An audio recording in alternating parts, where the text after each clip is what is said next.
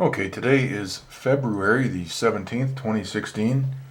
We're watching the Northeast Pacific Water Vapor Loop, and we're watching a gale right here that is moving into the west coast, and it's delivering a lot of rain to central and southern California. Tonight, the rain has stopped at right now it's about 10:15. The rain stopped about a half hour ago.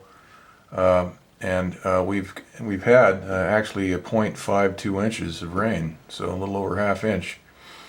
And we can see that this system is continuing to move in towards the west coast. All the high pressure is broken down, and they've allowed some rain to move in. That is the weather controllers. We've had the last 11 days we had an area of high pressure that was parked right out here. And it was a very large area of high pressure that extended all the way up past Oregon, and that was blocking all these storms.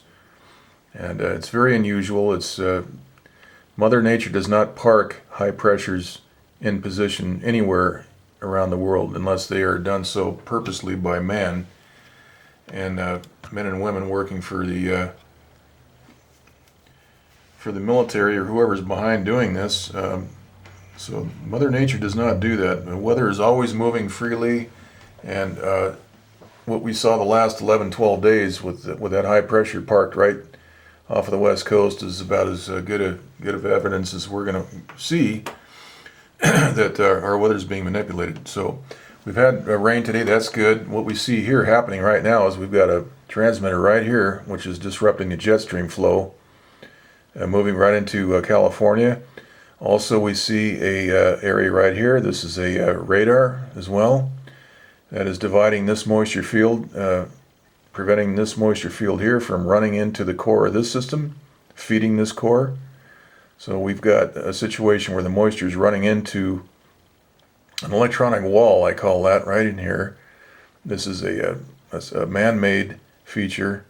And if we go to the infrared loop, we can see what's happened here. There's a very wide divide that's engineered that way to prevent any further moisture from feeding into this low, which is delivering rain to the west coast. So they've got this set up so that this area here, this moisture field will not supplement what we already have going on there. Instead, what we have is high pressure being forced down on the core of this system right here, and we can see the outflow right down here. A lot of outflow. You can see that ring moving to the south as that high pressure is being forced down, that descending air right onto that core. Okay, let's take a look at some of these other maps. We've got the western U.S. water vapor loop. And we can see that there is very little rotation right in the very core of this system. Even though it is spinning counterclockwise, we do have some evidence of clockwise rotation right here. And we'll take a look at that on the SSEC map. And we can see that heat being applied right here. That split the jet stream right here. That moisture field is being cut off. And that will modulate, that will regulate the amount of moisture getting into Southern California right here. So that's what's happening. And here's the infrared loop. Next, let's take a quick look at the surface analysis map. We can see that 978 millibar gale right here, this low pressure, which is moving towards the west coast. We've got a trough indicated here. We do have some high winds forecast for tomorrow. We also have more rain in the forecast for tomorrow, but they've got a trough shown here. Now, if we go back to the big map, you can see what is happening here. They've got high pressure that's cutting off this flow, and they've got high pressure right here, right next to low pressure, and that's going to cause a lot of wind once this whole system moves onshore. The core of this system moves onshore. We're going to see a lot of wind right in central and southern California. So that's what's going to happen.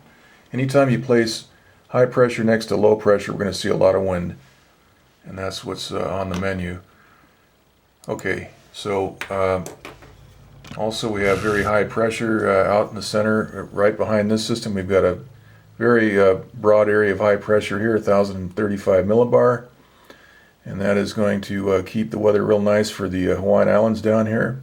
We Go back to the big map. Once again, we can see that Hawaii is well taken care of in the clear. Even though they're going to have rain for the next several days, they're not going to get any wild weather from any of these weather systems moving through the area.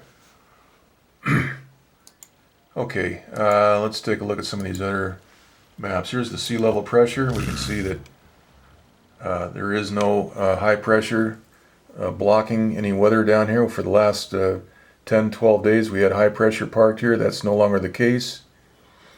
So things are moving to the east as they should. Alright, let's take a look at the 500 millibar. We have this trough of low pressure is going to move on through, and we're expecting more rain tomorrow, Thursday. Here's the 300 millibar, and so things are beginning to move. The log jam is out of the way. These weather controllers have allowed rain, and the question is how much more rain are we going to get this season? Alright, here is the MODIS today. This is the color satellite map showing the chemtrail activity over the Southern California area. Right now we're looking at some bands of moisture right here. These are this is true white clouds, these natural white clouds here. This is the real clouds, and the chemtrail mix is this stuff here, this off-white. We can see the color difference. The genuine clouds right through here. The brilliant white is the genuine clouds, and this off-white stuff is the chemtrail mix, which is sprayed over the tops of these clouds at around 40 to 50,000 feet, and that will prevent lift, and we have to have lift and moisture to get rain. So when you prevent the lift with these chemtrails, these aerosols, that will modulate the amount of rain that we get. Okay. Alright, now here is, you really can't see LA, they've cut the map up. Okay, but main thing is we're getting some rain, that's good. Here's the jet stream, and we can see the jet stream is split in half here. They're not showing that disruption. We've got a transmitter right here that is heating this area, descending air, disrupting this flow, the moisture field into California. That's not being indicated there, but it is happening. Alright, now finally we've got the SSEC map. We can see from this map, this is the water vapor map, there is some clockwise rotation inside this core right here, and that would indicate descending air right here. In fact, the rotation is pretty much stopped. We've got, obviously there's rotation around the periphery of this core, but in the center of the core we've got some strange things happening. We've got clockwise rotation, which indicates descending air. Alright, so that's pretty much the report for today. We have the wave analysis map here. We can see that gale is generating 30-foot seas in the core and 21-foot seas around the edges. And this is just right offshore of California, so we're going to get some pretty high surf once these swells move in about a day and a half. Okay, so that's the summary for today, and let's just hope we get some more rain. We're way behind still. Okay, that's it. We'll do another one tomorrow.